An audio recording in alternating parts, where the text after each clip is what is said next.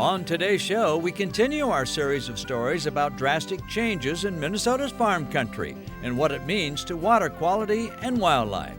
Are federal farm policies helping or hurting the environment? We'll ask the experts and our political leaders. Plow up new land. Later, Laura Shera heads to the trap range to sharpen her shooting eye, where she discovers a shooting coach might be the answer. Our Minnesota Bound Classic this week looks back at a historical moment in American wildlife, the introduction of the ringneck pheasant, a rare success story for non-native wildlife. Those stories and more, next.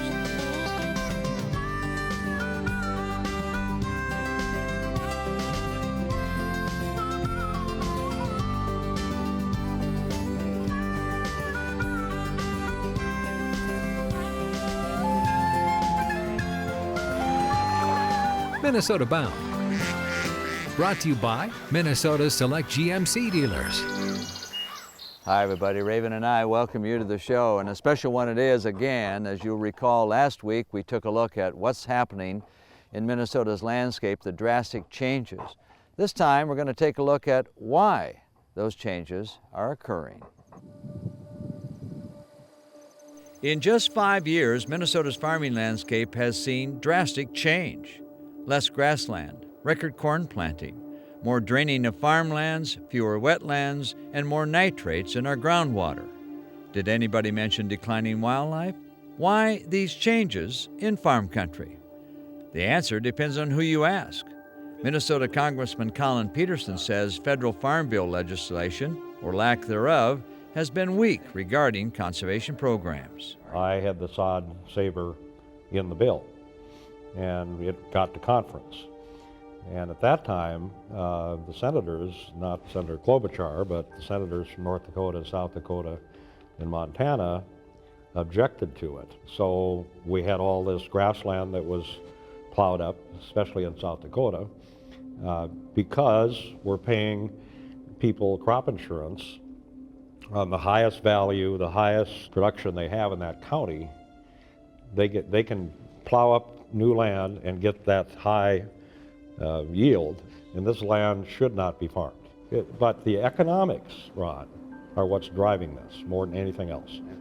Craig Cox, an official with the Iowa-based Environmental Working Group, says farm bills passed by Congress in recent years have actually encouraged poor farming practices. High prices are driving the train, but crop insurance and other federal policy is greasing the wheels and making it way easier for the bad things we're seeing. In one example of sort of backwards public policy, there's a tax credit that is highly profitable for farmers that allows them to rapidly depreciate the cost of drainage, so in a lot of ways taxpayers are paying farmers to drain.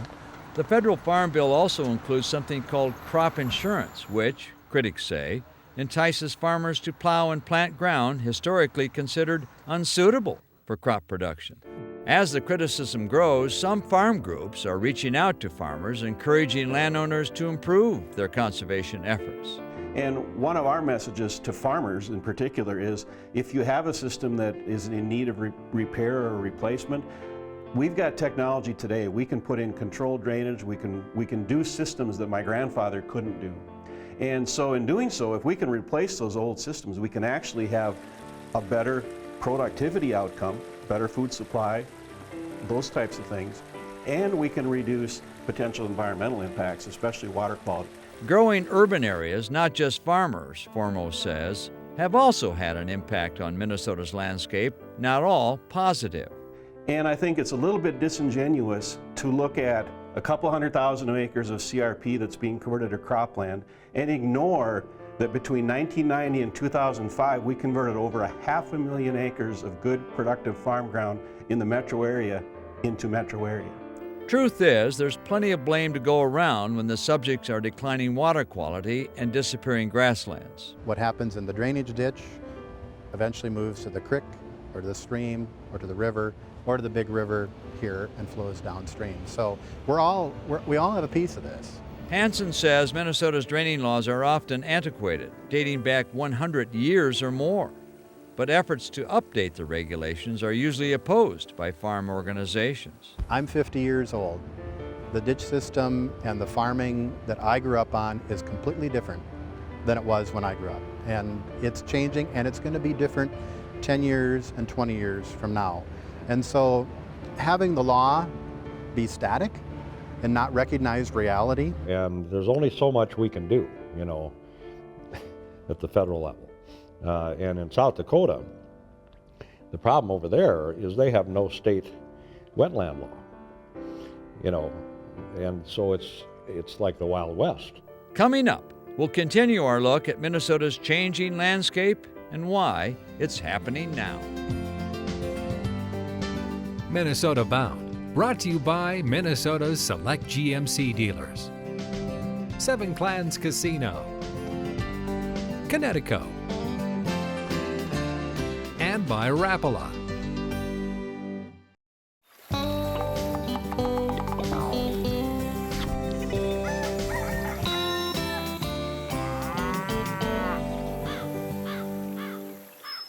Welcome back. Time now to continue looking at what's happening in Minnesota's farm country. It's been said if the federal government was cutting down giant redwoods in California or draining fishing lakes in Minnesota, people would be up in arms. But as grasslands in the upper Midwest have disappeared at record rates in recent years, thanks in part to federal farm policy passed by Congress, well, nobody says much. Well, it's very clear that we have to make sure that conservation is a major part of our farm bill and our farm policy. One of the things that we've been fighting for is to make sure that the CRP, the CSP, the programs that preserve land and also preserve farm practices that are better for the environment stay in place, so we have those incentives. But at this moment, Congress is failing again to pass a new farm bill with stronger conservation programs. So there has been work that's going on acknowledging what you're talking about, Ron, that we are losing a lot of our grasslands and wetlands, and we have to do everything we can because our habitat in Minnesota isn't just about our economy, although that's a big piece of it with hunting and fishing being so important. It's also about our quality of life and our heritage. I think what we ought to do is look at the farmers who are making a good living, but protecting soil and water and wildlife at the same time, and ask them what's working for you. Why are you doing this? How are you making this work when all around you you see the opposite? I think farmers, and people should know about farmers, that they take this issue very seriously. Now, I'm not saying that every system is perfect, that every system can be perfect, but our message to farmers is that a well-designed, well-engineered system can be really good for both productivity and the environment. While we all want clean water, pretty prairies, and a few pheasants in the air, farmers and their critics don't seem to agree on much, including the decline in grasslands or the impact of farm draining practices. U.S. Secretary of Agriculture, Tom Vilsack. I wouldn't say it's a result of federal farm programs. I think it's a result of market opportunities, which obviously increased the price that corn farmers and growers are receiving. What I would acknowledge is that we're obviously more aware of the condition of our water, which is a good thing, but I don't think it's fair to suggest that this has occurred just recently. The Star Tribune reports that Minnesota has lost 312 square miles of wetlands and natural vegetation in a 5-year period, but some farm groups dispute those figures. First of all, I really am not quite as alarmed. I don't see immense areas of grassland being plowed up in Minnesota, and I travel the state extensively, work with a lot of farmers. Draining critics contend spring floods are made worse by rushing water from the land. But Congressman Peterson doesn't see it that way. I really disagree with this 50-year-old ideology that all tiling is bad. When they did this in southern Minnesota, they put a tile in the bottom of a wetland. That's what they did. And it drained the wetlands. We're not doing that. We're putting in pattern tiling. You got to stay away from the wetlands. It's a better way to do this. Yet others disagree with the congressman. In the long run, there is a bigger concern, and that is what happens to all this water? Where does the water go? What does the water do? We know we can do the right things because there are farmers out there doing the right things, and they are profitable, and they are good farmers, and they're successful, and they're going to pass along a legacy to their kids. What gives me hope is the farmers that I see doing a great job, which tells me we can have both, right? We can produce crops, but we can save the soil, we can have clean water, and we can have wildlife.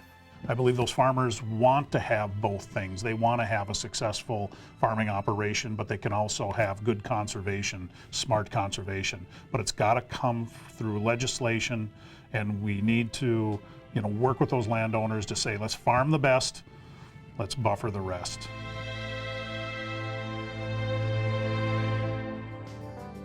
Pull. Destroyed that. Coming up, Laura Shera sharpens her shooting eye with the help of a shooting coach. Her story next. Pull.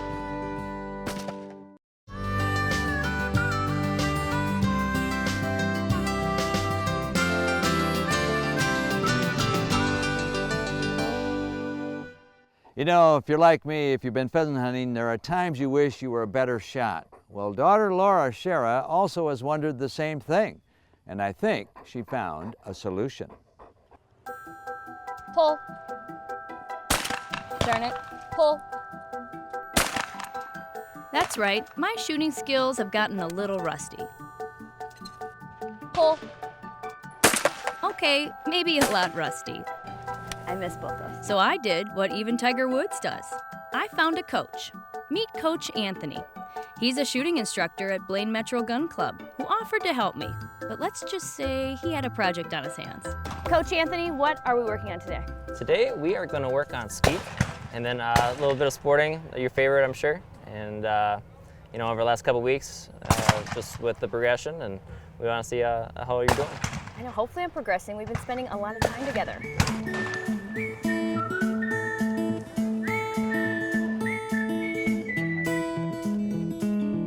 Deep breath. Pull. Missed that one. Let's try that again, shall we? Pull. Pull. I jerked, didn't I? Anthony, this is not going well so far. I guarantee you're not doing one thing I always tell you to do before you enter in. Deep breath. Take the exhale. Calm yourself down a little bit. Enjoy it a little bit more. Okay, I said to myself, enjoy the game. You see, shooting is a skill that takes practice. Some days you'll hit a lot of targets. Other times, you'll be likely to hit a clay bird as big as a beach ball. Pull. We're gonna keep going until we get it. Even with all my misses, Anthony was there to pick me up because shooting, well, it's a head game. Confidence matters. That is. See, the best part about you, Anthony, is you're all about building confidence. Yes. Even if you don't hit the targets, it's making Positive sure. reinforcement, that's what I'm about. That's right. I would like to see you take the target a little bit sooner. Okay. And then have that good solid follow through. Okay. Pull. Destroyed that. Deep down, I think Anthony was relieved to see my shooting eye sharpen. Woohoo! Yeah! Feels so good when you get it right. It sure does. But what Anthony really taught me from this experience is to not be intimidated by shooting or your skill level. What's important is to just get out there and listen, learn, and slowly improve. And I noticed I wasn't the only shooter out there doing the same thing. It's very nice. I was at the ladies' night here last week. It's very friendly. They're very helpful. They don't make you feel funny or anything. They put you at ease right away. So it's really nothing to be worried about, just to come and try it. That's good advice. Just get out and try it. Miss shot or not, it doesn't matter, as eventually you're going to be right on target. As they say, Rome wasn't built in a day. Ditto for a shooting eye. I'm Laura Shera for Minnesota Bound. Today's topic is campfire safety, and joining me is Dr. Fay from the Burn Center at HCMC. Doc, it seems like an obvious thing about campfire safety, don't play with fire, but what do you see? Well, we see a few common injuries, especially in the summer months when we get most of these. Probably one of the biggest culprits is people who put gasoline on a fire or any other accelerant. These fuels vaporize very easily, and so oftentimes they'll have an explosion. Then they're covered in burning gasoline. They get impatient. You know, the wood's not burning or not starting or whatever it is, and unfortunately, there's no safe way of doing this, and it is not recommended. Okay, what other things do you see with campfires? Children, for example? Mm-hmm. Usually, parents are pretty vigilant about keeping their kids away from the burning, you know, the actual fire itself. What happens a lot with children is the next day or even 2 or 3 days down the road, after the fire's out and it's just ashes in the bottom of the pit, a child will stumble into it, walk through it, or fall into it, not realizing that those coals stay hot for several days. Okay, so you accidentally pick up a hot coal, and you got a little some blisters there. What's the procedure? The first thing you should do with any burn injury, especially easy with the minor burn injuries, is just to cool the burn. And that doesn't mean ice. Unfortunately, ice can actually worsen the injury by inflicting a bit of a frostbite, if you will, on top of the burn injury. So what we recommend is just, you know, run the injury under cool water, just plain old tap water, to get it cooled down. And if it's just small little blisters and that sort of stuff, just local wound care with, you know, plain clean dressings will be usually sufficient. All right, what would you look for if you thought maybe your burn needs more assistance? If it's more than just a few small blisters, then I would definitely seek the attention of a physician. Certainly major burn injuries covering a significant portion of the body, you need to call 911. Dr. Fay, thanks for great advice. Don't play with fire. Still ahead, if you're a pheasant hunter, history has been kind. Looking back at how the wily ringneck pheasant became such a Midwest success story. Minnesota Bound, brought to you by Hennepin County Medical Center, Minnesota Agricultural Water Resources Coalition, Minnesota soybean farmers and their checkoff,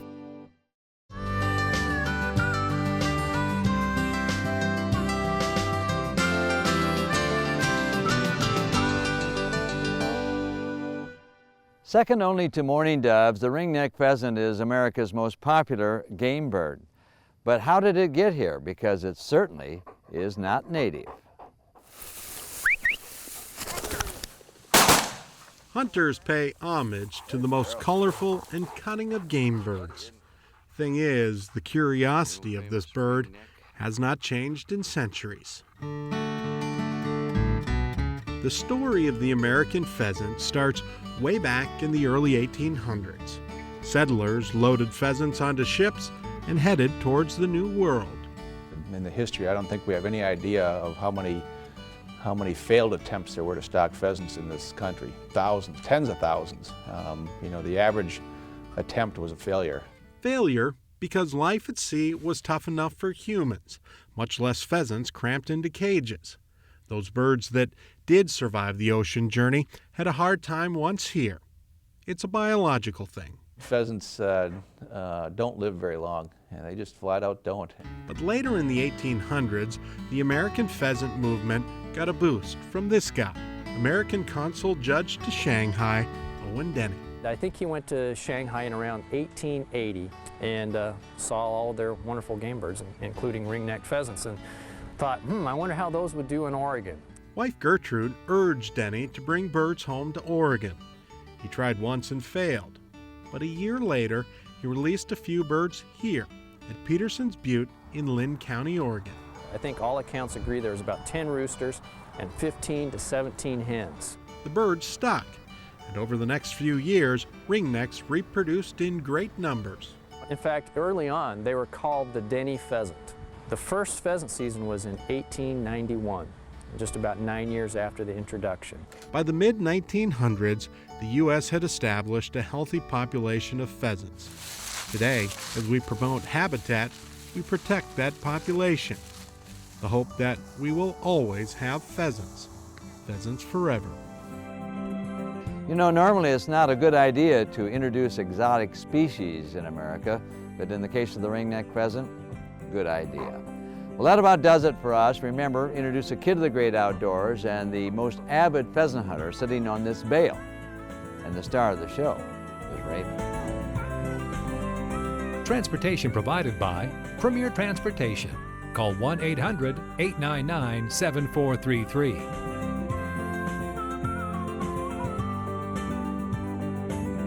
For more information on these stories and more, catch us on the web at mnbound.com.